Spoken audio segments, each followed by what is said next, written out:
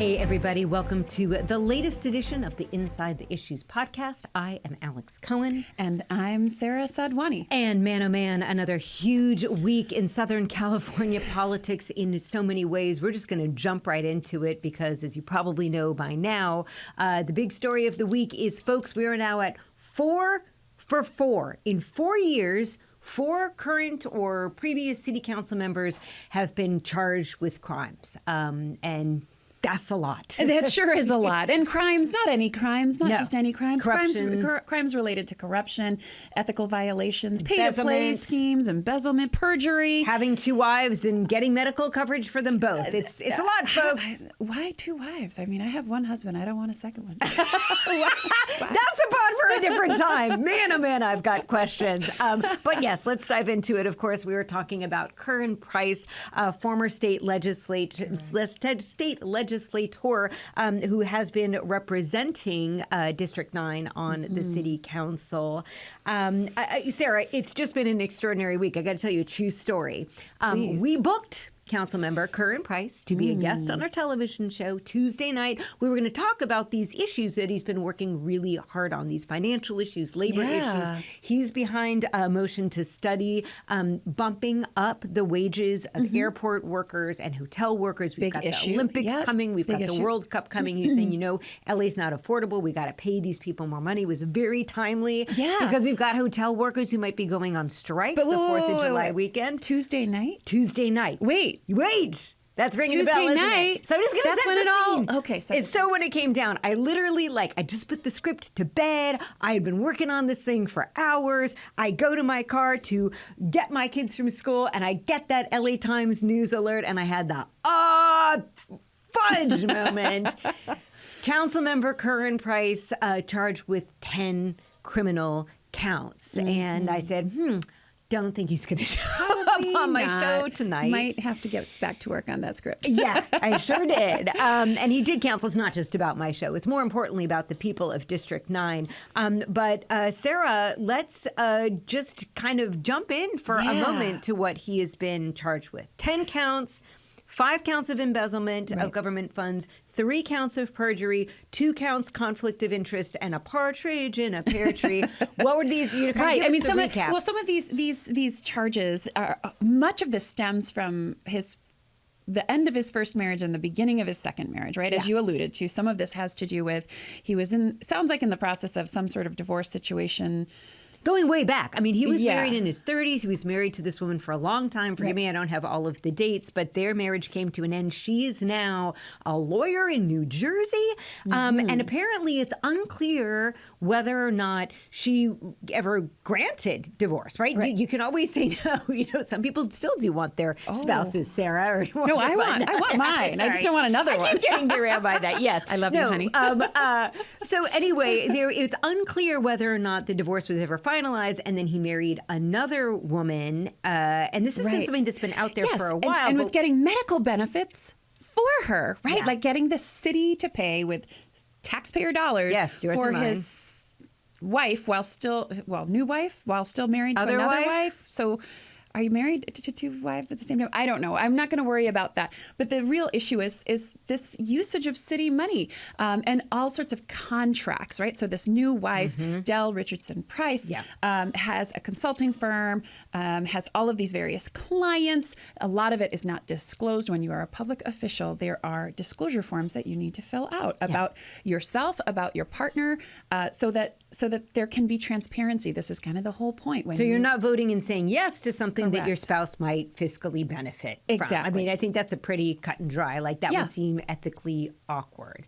But again, sure is. Yeah, but people knew again that that he'd been married to this woman. A lot of these things had been around for a while. Right. So I think there's so many questions. Let's just start breaking down into them. And I think a question a lot of people are asking is why now? District Attorney George Gascon has brought up these charges now, and some people are speculating, is this politically motivated. I'm not quite sure what that political motivation would be. I don't know either. I don't know. Does George Gascon have some beef with Curren Price? That I don't know about that. Maybe, I don't know. But or was it, and this is, again, I'm just putting out there, I'm not saying this is what happened, but the rumor mill was also speculating Jackie Lacey, the former district attorney, might have had some bond or some relationship with Curren Price. Was it not so much that George Gascon is bringing it out now? Was it that Jackie Lacey was kind of like, I'm not looking, I'm not looking, I'm not looking, and now finally George Gascon, if you're not looking, I'm going to look. Right. And notably, and I think that's an entirely plausible claim that should be investigated.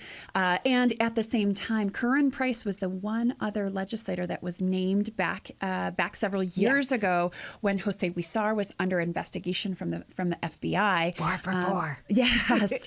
At that time, the FBI never brought any charges against Curren Price, but he was certainly named in those papers. So is it something kind of coming from that investigation that trickled down? Maybe it wasn't a federal level offense, but it is something that the county DA is going to advance. Not entirely clear at this point in time, but a lot of speculation around where this is all coming from. Right, and as you mentioned, like these investigations into more than one wife and investigations into development deals and things of that nature have been around for years. So I want to rewind the clock for a moment and take us back to late October 2022, last fall. Those leaked racist recordings come out. Mayhem, right? Mayhem in the city. So many people descend onto City Hall, and a vote is taken, and Curren Price is voted, I think it was unanimously, I might be wrong on that, but a lot of support to be the council president pro tem, right? Paul Krikorian's right-hand guy. And shortly after that vote was taken, and you can barely hear because so many people are shouting and yelling, but Curren Price gives a speech talking about how he feels about the role and what he plans to do. Let's take a listen. It's always right to do right. And with the trust that you've placed in me, I'm going to continue to do everything in my power to help bring our city together. This is an honor I don't take lightly. As we look toward the future in the pursuit of equity, justice, institutional, and systemic change, our council will need a collaboration of leadership. It's always right to do right. Now, we should probably say, at this juncture, Curren Price's office initially said, we haven't seen the charges, we can't comment. Curren Price sent a letter to Paul Krikorian Tuesday night saying, I am stepping down from all my committees, from my council president pro tem, like I'm relinquishing all of that. But he didn't say that he was stepping down from the council, which is kind of like eerily deja vu all over again. Nury Martinez. Yes, exactly. Though she wasn't charged with any crimes. But no. And Curren Price says these charges are unwarranted. Correct. Let's talk about that piece. Yes, right. So this is one of the ongoing pieces. Of course, you're innocent until proven guilty. Yes. And that is the truth of the American legal process. Yes. And we have been down this road before. And so I think there's a lot of talk at this point in time about, on the one hand, right, is this some sort of dog hunt for Curren Price? Two, what happens to Curren Price and representation for the folks from District 9, right? So if Paul Krikorian today advanced a motion to suspend Curren Price, which was introduced today. He had a press conference as well talking about this issue. And this will be taken up, I believe, on Friday to figure out if the council will move to suspend. We've been in this place before, friends. Deja vu all over deja again. vu a couple times over again, right? Jose Huizar previously, upon these charges against him, was suspended without pay. Here's where it gets interesting. Mark Ridley Thomas, also upon these charges occurring, is suspended without pay. But Mark Ridley Thomas fights back and says, you can't take away my pay and benefits. And wins. And so it's very clear that even if a suspension occurs, they're not going to be removing pay or benefits, as far as I can tell. So this will be somewhat different than previous cases. But there's this real backlash in terms of people saying, hey, you can't do that to him. He is innocent until proven guilty. And at the same time, I think council members kind of feeling like, well, we did it to everybody else. Yeah. Why are we going to treat Curren Price differently? Yes. We should note that Paul Krikorian also moved to make Marquise Harris Dawson. At the temporary spot is Bob Blumenfeld. But I think a lot of people noted it would be really weird to have two white guys as lieutenant and whatever. From the Valley. Both from the Valley representing the whole city. Marquise will eventually fill that role. I think all of this, I think it's a good opportunity, Sarah, for us to get to our weekly segment. Ladies and gentlemen, it's time for What's the Word? The word is sadness. And I gotta say, of all the words out there, was that the first? That wasn't my first word. That was not my first word. No, but frustrated, time after time, furious, right? But when we heard from electeds, what did Mayor Karen Bass say? She was saddened. What did County Supervisor Janice Hanna, used to sit in the council? She was saddened. Paul Krikorian was saddened. Right. I feel like saddened has become this word that people latch onto because it's kind of judgment free. He's not guilty. He's not innocent. Right. I'll say all the rest of it. And no matter what it is sad that once again we find ourselves here. And sad is not enraged. And one of the things that really surprised me, I was all ready. I buckled down, got the popcorn out for Wednesday's City Hall meeting, remembering what it was like after the racist recordings, remembering those throngs of people drowning out Curren Price as he spoke. And I was ready for all sorts of stuff. No one was there. Yeah, like you could hear a pin drop. Woo! Pin drop. I mean, it was shocking to me that there would be this level of outrage towards those tapes, those tapes which was an illegal recording, quite frankly, which, of course, absolutely had a lot of terrible stuff on it. But not spending taxpayer money.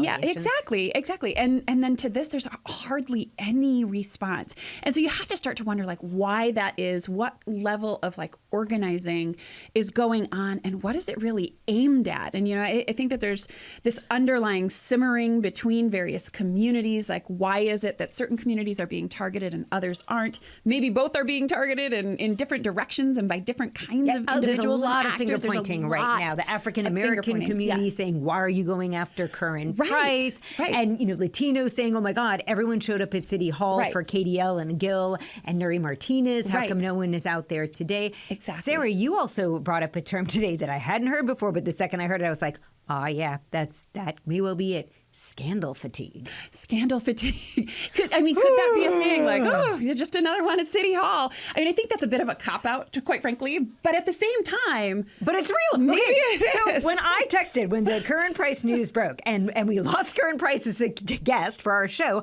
I texted Mike Bonin. I would be very interested to hear what he had to say. His son Jacob was graduating from 3rd grade. Jacob, congratulations. Big day for you. But Mike texted back and he was like, if viewers tune in and they see charges filed against city council member, they're going to think you're airing a repeat because this just keeps happening and happening and happening and happening. But I want to mention that Paul Krikorian, you mentioned the press conference that he held today, and a lot of people were like, what the F, City Council? This just keeps happening. Let's take a look at what Paul Krikorian had to say.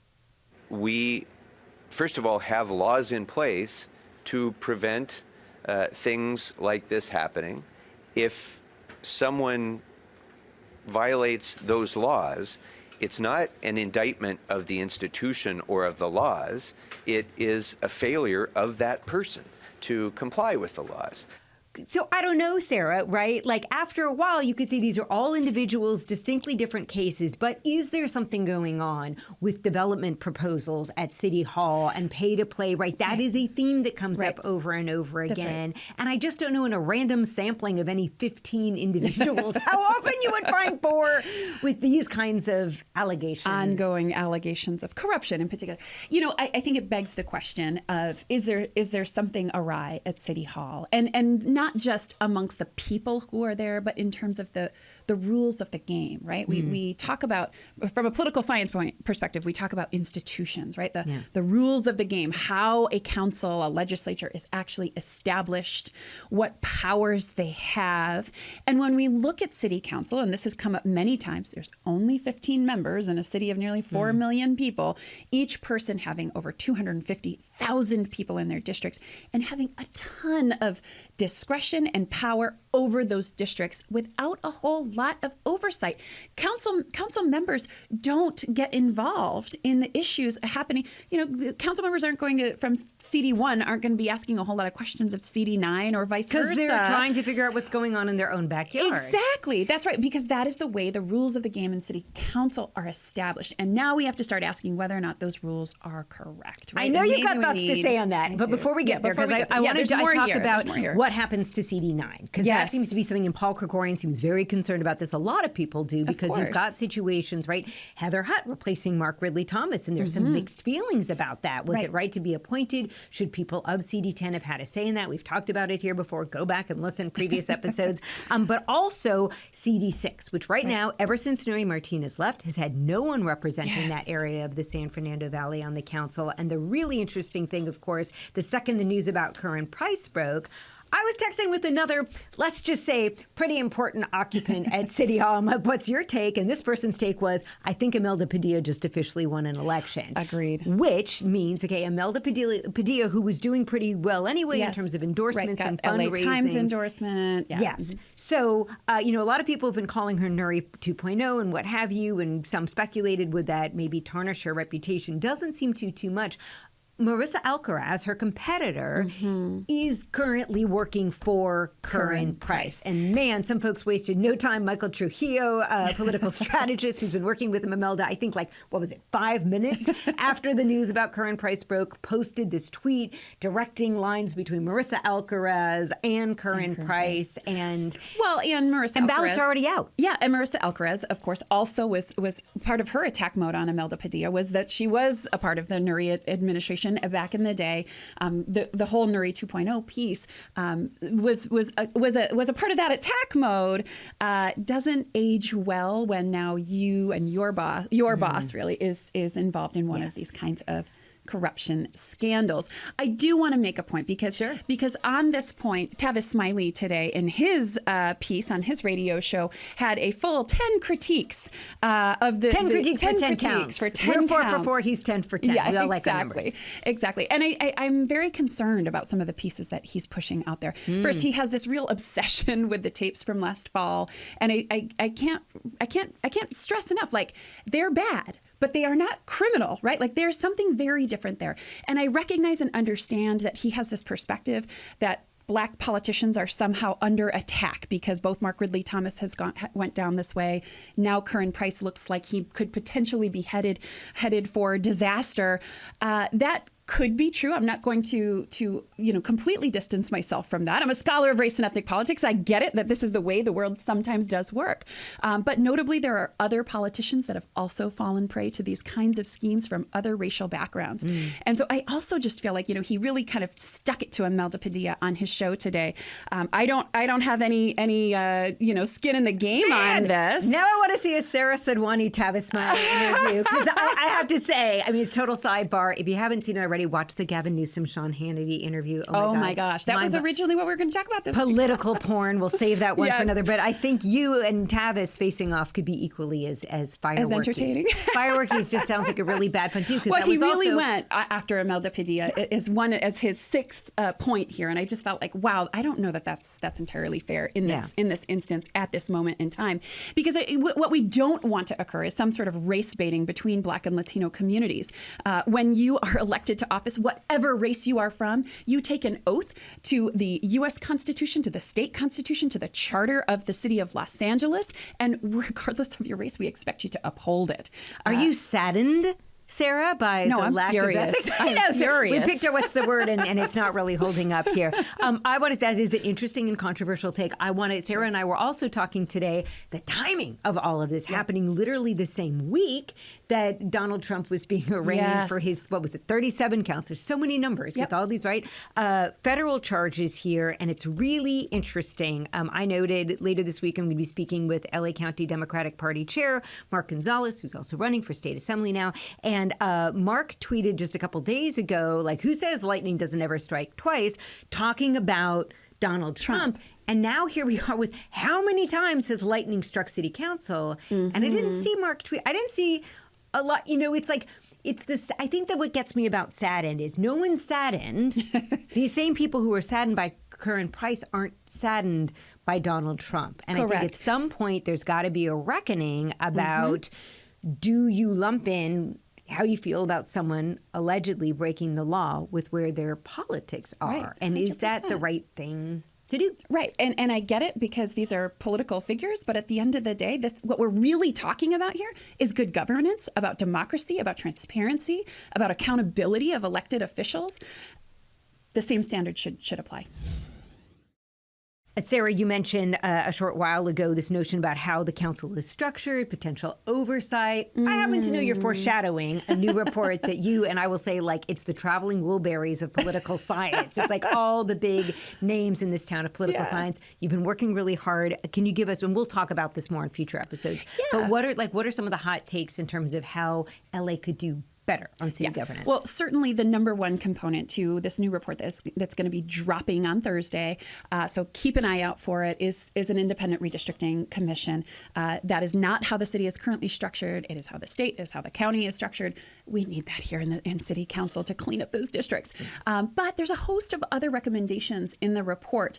Talk about at large. Talk about at large. I think that's a really interesting things like increasing the council size, but also adding at-large seats. That is most certainly going to be a lightning rod conversation. Right. So just so folks know, that means instead of just saying you've got your little fiefdom in District 9, like Curren Price, would be a couple folks who are looking out for the whole city. The whole city, exactly. And that's really the key component, is so that when we're talking about citywide decisions, that there are people that are accountable to everybody that are going to be thinking more about these matters. And really, this report is meant to be a conversation starter. We've put a lot of our best thinking into this from a research perspective.